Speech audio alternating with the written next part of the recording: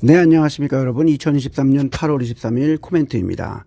드디어 일본이 내일부터 후쿠시마 오염수를 처리한 물을 방류한다고 합니다. 브릭스 지도자들과 정상회담에 앞서서 시진핑 중국 주석과 룰라 브라질 대통령은 글로벌 사우스가 더 많은 영향력을 행사해야 한다고 선언을 했습니다. 아직까지 20개국 이상이 가입을 원하는 브릭스에 어떻게 회원들을 받아들일까에 대한 의견이 회원국들 안에서도 일치가 되지 않는 것도 향후에 해결할 사안이라고 합니다. 현재 가입을 원하는 국가들 중에는 사우디아라비아, 인도네시아, 이집트들도 포함이 되어 있습니다. 얼마 전에 무디스가 미국의 중소형 은행들의 신용 등급을 하락을 시켰는데, 이번에는 또 다른 유명 신용기관인 S&P가 키콥이나 코메리카 같은 은행들의 등급을 하향을 시켰습니다. 여전히 미국의 금융기관들의 부실에 관한 우려가 있는 상황이며, 따라서 JP모건 같은 금융주들이 동반 하락을 했습니다.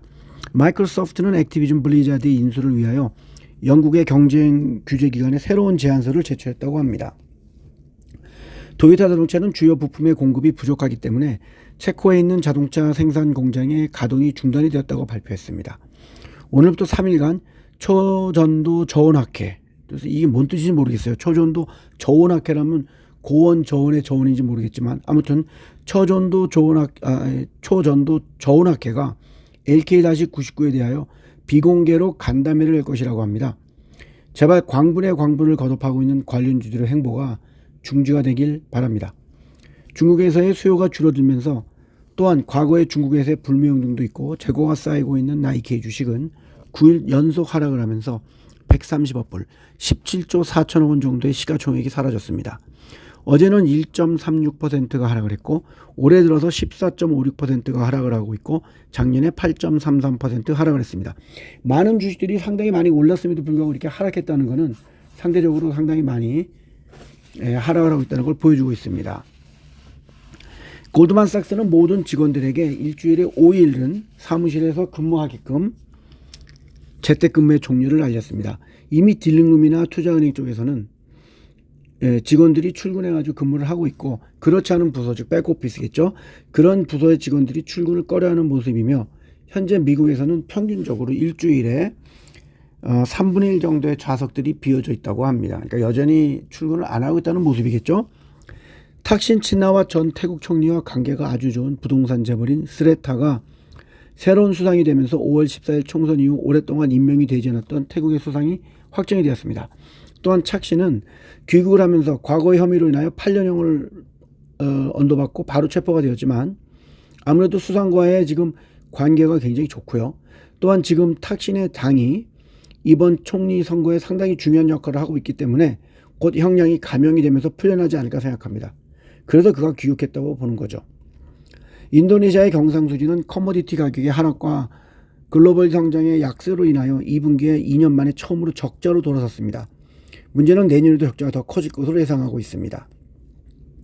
중국 정부가 유한화의 안정화를 위해서 노력을 하고 있지만, JP모건, 노무라, UBS 같은 많은 외국계 증권사들은 여전히 위안화가 약세가 될 것으로 예상하고 있습니다.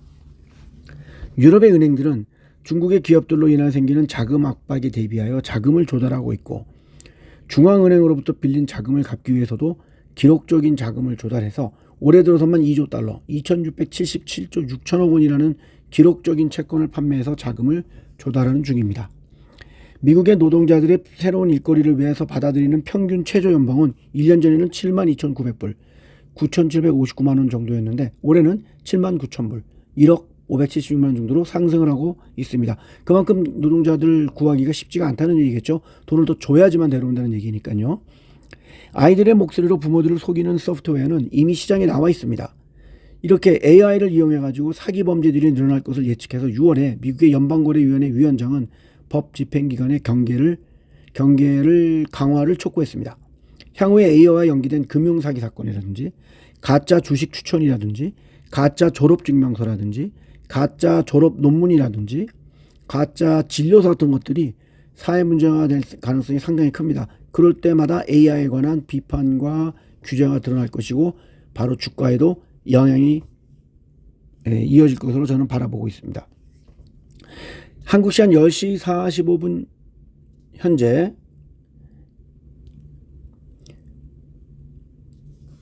아닙니다. 9시 45분입니다. 죄송합니다. 제가 날짜를 잘못 봤네요. 9시 45분 현재 지수가 0.27% 하락을 하고 있고 기타 삼성전자, 카카오, 하이브, 삼성증권, 대한항공, 우선주 등은 상승을 약간 하고 있습니다만 현대차, 네이버, 키움증권, 에코프로비안 같은 주식들은 약간 하락을 하고 있습니다.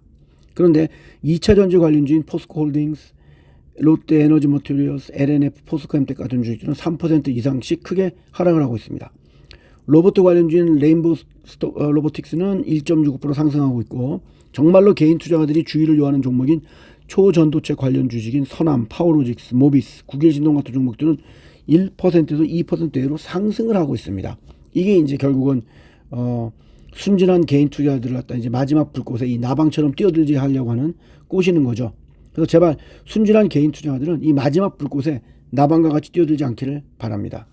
최근 전 세계적으로 가장 많은 사람들이 도둑을 맞은 시계는 롤렉스가 되었으며 현재 약 10억 파운드, 1조 7,043억 원 정도의 롤렉스가 도둑을 맞았다고 합니다. 작년에는 전년 동기 60% 이상 늘었다고 합니다. 그리고 오늘은 저 카페에 전기차 배터리 3가지 형태와 충전 방식에 관한 도표를 첨부했습니다. 가장 중요한 이 배터리 회사들이 그래도 결국은 양극재, 음극재, 분리막, 전해질 같은 소재가 있어야 합니다. 그래야 그걸 만들거든요.